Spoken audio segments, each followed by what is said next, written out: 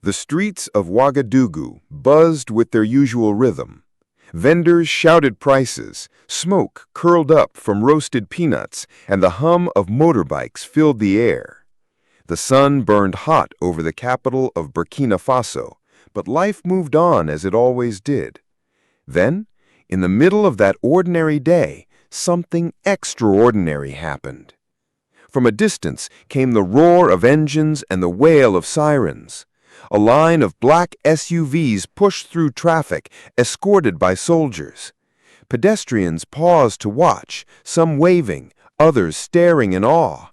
It was the presidential convoy, carrying the nation's leader, Ibrahim Traoré. For most, it was just another powerful image, a motorcade rushing to its destination. But for one little girl, that moment would change her life forever. By the roadside stood a girl no older than 11. Her clothes were faded, her sandals worn thin, but her eyes carried a quiet determination. In her hands, she clutched a wooden stick balanced with fluffy pink clouds of cotton candy. Unlike the louder vendors, she did not chase cars or cry out for attention. She simply stood under the scorching sun, waiting, hoping someone would notice her small bundle of sweetness. For her, each sale was not a luxury, it was survival. As the convoy neared the intersection, the unexpected happened.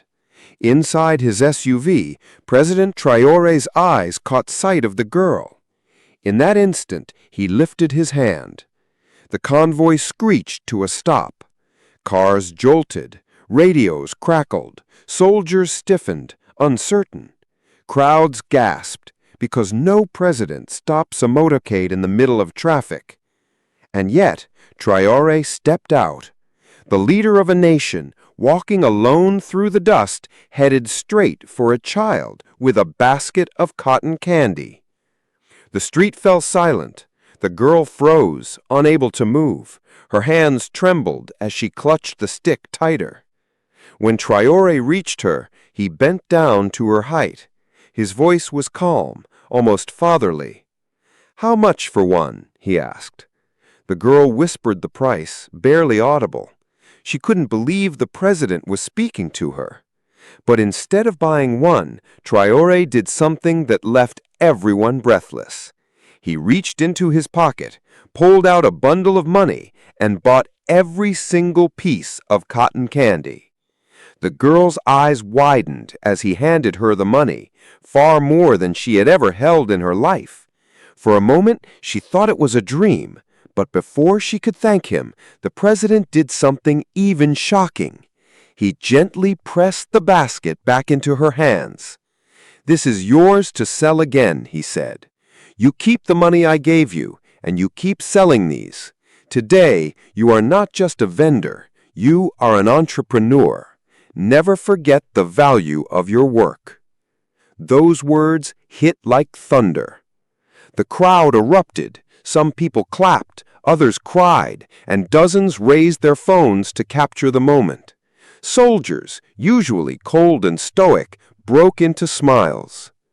By nightfall, the video was everywhere. On WhatsApp groups, Facebook pages, and Twitter feeds, the same clip kept replaying.